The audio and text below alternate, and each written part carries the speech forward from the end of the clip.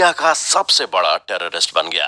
एक न्यूज़पेपर को दिए इंटरव्यू में लादेन की मां आलिया घनीम ने यह बताया था कि यूनिवर्सिटी में पढ़ाई के दौरान उसकी मुलाकात मुस्लिम ब्रदरहुड के मेंबर शेख अब्दुल्ला आजम से हुई थी। उसी ने लादेन का ब्रेन वॉश किया और उसे ऑर्थोडॉक्स बनाकर टेरर की दुनिया में धकेल दिया। आजम अपनी स्पीच में हमेशा इस्लामिक नेशंस को विदेशी हुकूमत से फ्री कराने की बात करता था और अपने स्टूडेंट्स को भी रिलीजियस रूप से कट्टर बनाने पर जोर देता था। आजम का कहना था कि इस्लाम को ना मानने वालों के खिलाफ जिहाद करनी चाहिए और उनकी इन्हीं बातों से इन्फ्लुएंस होकर एक सिंपल लड़के ओसामा की भी आइडियोलॉजी बदल गई। आजम ने ओसामा के थॉट्स चेंज कर दिए और ओसामा आतंक की राह पर चल पड़ा। बात 1978 के आखिर की है, जब सोवियत यूनियन ने अफगानिस्तान पर अटैक किया तो ओसामा बिन लादेन ने मुजाहिदीन के साथ हाथ मिलाया। लादेन ने अफगानिस्तान में मकतब अल खिदमत की स्थापना की। इस ऑर्गेनाइजेशन को ओसामा बिन लादेन ने अब्दुल्ला आजम, वाइल हमजा जुलायदन और आइजम अल जवाहिरी के साथ मिलकर बनाया। इसका पर्पस पूरे वर्ल्ड से मुजाहिदीन की रिक्रूटमेंट और उसके लिए फंड्स कलेक्ट करना था। इन फंड्स को वो अफगानिस्तान में बसे सोवियट्स के खिलाफ इस्तेमाल करना चाहते थे। 1980 के मिडल में जब एक Israeli intelligence agency Mossad Sheikh Abdullah Azzam और ओसामा बिन लादेन, जो टीचर स्टूडेंट कहे जाते थे, उनकी तलाश में पेशावर पहुंची। उस समय अफगानिस्तान में सोवियत आर्मीज का डेरा जम चुका था। सोवियत यूनियन से निपटने के लिए अमेरिका ने पाकिस्तान को मोहरा बनाया था। यही कारण था कि पेशावर में पूरे वर्ल्ड के मिस्टीरियस लोगों का जमावड़ा था। इसमें CIA agents, Mossad agents, ISI और अफगानिस्तान से भाग कर आए पॉलिटिकल रेबल्स थे। यहाँ शेल्टर होम्स में रहने वाले ओसामा ने घर, स्कूल, हॉस्पिटल और रोड बनाने का काम किया। उसने सिविल इंजीनियरिंग में डिग्री ली थी। 1984 तक ओसामा ने हिली एरियाज में रोड और टनल बनाकर अपनी काबिलियत दिखा दी, जिसके चलते वो इस्लामिक रेवोल्यूशनरीज का चहेता बन गया था। हालांकि अब ओसामा को अपना काम पसंद नहीं आ रहा था। उसे लगने लगा कि इस्लामिक वॉर में वो दूसरे नंबर का सिपाही है। इसलिए उसने आर्म्स उठाने का मन बना लिया और देखते ही देखते उसने टेरर की राह पकड़ ली और एक शानदार इंजीनियर, एक बेहद खतरनाक टेररिस्ट बन गया। उसका नाम बेहद डेंजरस फाइटर्स में शामिल होने लगा। रूसियों के लिए वो नंबर 1 एनिमी बन गया था। उसने रशियन आर्मी के साथ क्रूरता की हदें पार करके अपने खौफनाक मंसूबे दिखा दिए थे। उसके टेरर से वर्ल्ड की सबसे अल्ट्रा मॉडर्न वेपन से लैस आर्मी खौफ खाने लगी थी। उसे डेड और अलाइव पकड़े जाने के लिए बड़ा इनाम घोषित किया गया। फिर भी रशियन आर्मी और उनके एजेंट्स को ओसामा की एक झलक भी नहीं मिली। ओसामा के टेरर के चलते अफगानिस्तान में 1988 आते आते रशियन आर्मी के पैर उखड़ने लगे। 1988 में ही ओसामा बिन लादेन और उसके गुरु शेख अब्दुल्ला ने मिलकर अल कायदा की स्थापना की। जिनेवा में हुए एक समझौते के बाद 1979 में रशियन आर्मी वहां से निकलने लगी।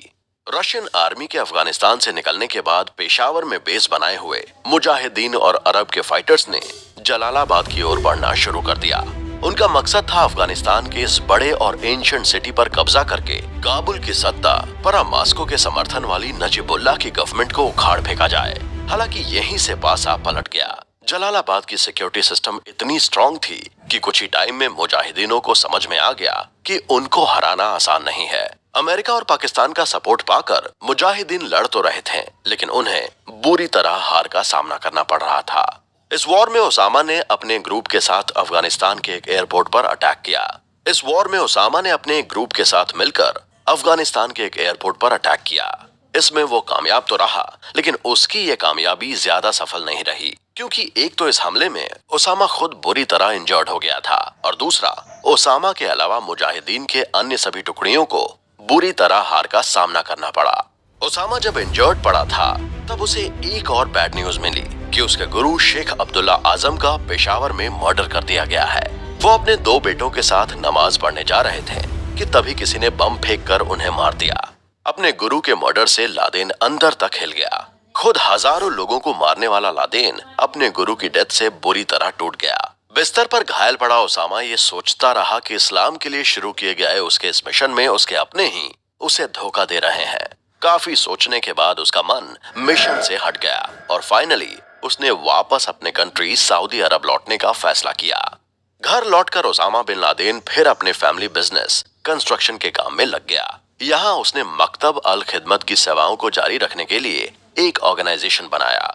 इस ऑर्गेनाइजेशन में उसने अपने अफगान वॉर के साथियों को जगह दी। फिर अपने ऑर्गेनाइजेशन को स्ट्रॉन्ग करने के लिए वो फंड्स जुटाने लगा और उसने इसे एक ग्लोबल ग्रुप बना दिया।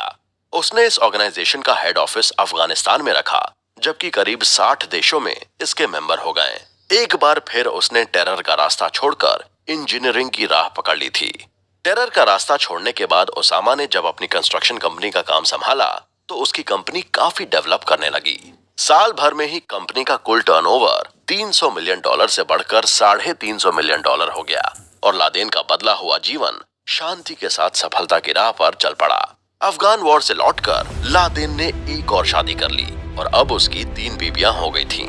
लादेन का सबसे बड़ा बेटा अब 8 साल का हो गया था। वो उसकी दूसरी वाइफ खादिजा सराह से था। सराह ने लादेन से 1983 में निकाह किया था। उस दौरान वो अफगानिस्तान में सोवियत आर्मी से लड़ रहा था।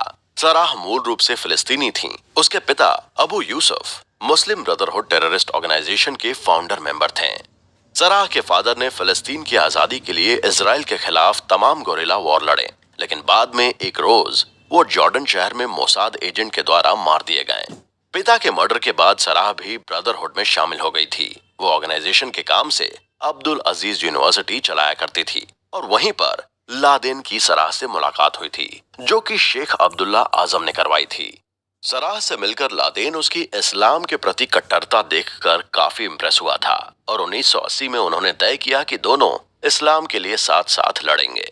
हालांकि बाद में दोनों को अलग अलग फ्रंट्स पर वॉर करना पड़ा था, लेकिन 1983 में जब लादेन मुजाहिदीनों की भर्ती के लिए जॉर्डन के कैपिटल में अमान गया तो वहां फिर से सराह से मिला और वहीं उन दोनों ने निकाह कर लिया। लादेन की तीसरी वाइफ के बारे में ये कहा जाता है कि उसका कश्मीर के टेररिस्ट के साथ संबंध था। एक समय वो पुराने हैदराबाद के चार मीनार इलाके में महीनों से रुकी हुई थी, लेकिन जब रॉ और आईबी को पता चला तो वो वहां से भाग निकली।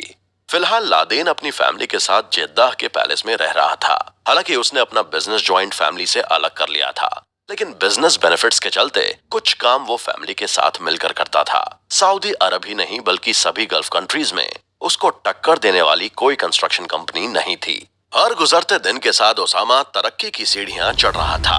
वो 27 देशों में फैले अपने बिजनेस और वहां चल रहे ऑफिसेस के कांटेक्ट में हमेशा रहता था। उसकी कंपनी में हजारों लोग काम करते थे, फिर भी वो खुद हर दिन 10 से 12 घंटे काम करता था। वो दिन लादेन की लाइफ के सबसे खूबसूरत दिन रहे होंगे। वो अपने काम और फैमिली में बेहतर तालमेल बिठाकर रखता था। वो ना तो भगौड़ा था और ना ही किसी का दुश्मन। तब उसे अमेरिका में किसी से भी कोई डर नहीं था। वो फैमिली के साथ विदेश घूमने जाता था। जुम्मे के दिन मस्जिद में जाकर नमाज पढ़ता था। छुट्टी के दिन फैमिली के साथ बाहर खाना खाने जाता था। वो सऊदी अरब के शाह फहद के साथ इस्लाम के फ्यूचर को लेकर लंबी डिबेट्स में भी शामिल होता था। इन सब चीजों को देखकर उस समय ऐसा लग रहा था कि ओसामा ने वो सारी राहें छोड़ दी हैं जिस पर उसके गुरु शेख अब्दुल्ला आजम ने उसे कभी चलाया था। अगर लादेन की लाइफ ऐसी ही चलती रहती तो शायद आज उसे दुनिया जानती भी नहीं। अभी तक उसका किरदार दुनिया के सामने आया नहीं था। अभी तो दुनिया को टेरर का वो रूप देखना था जिसका नाम सुनकर भी आज लोग डर जाए कि ओसामा को अपना घर छोड़ना पड़ा। और यही वो समय था जब खूबसूरत घरों को बनाने वाला इंजीनियर लादेन घरों को बर्बाद करने वाला टेररिस्ट बनने की राह पर फिर से चल पड़ा। दरअसल 1990 में जब इराक ने कुवैत को कैप्चर कर लिया तो सऊदी अरब ने इस बात की निंदा की। इस पर इराक ने सऊदी अरब को भी थ्रेट दिया।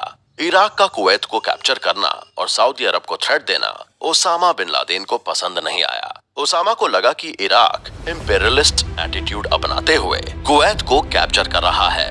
इससे ज्यादा शॉकिंग उसे सद्दाम हुसैन द्वारा सऊदी अरब को थ्रेट देना लगा।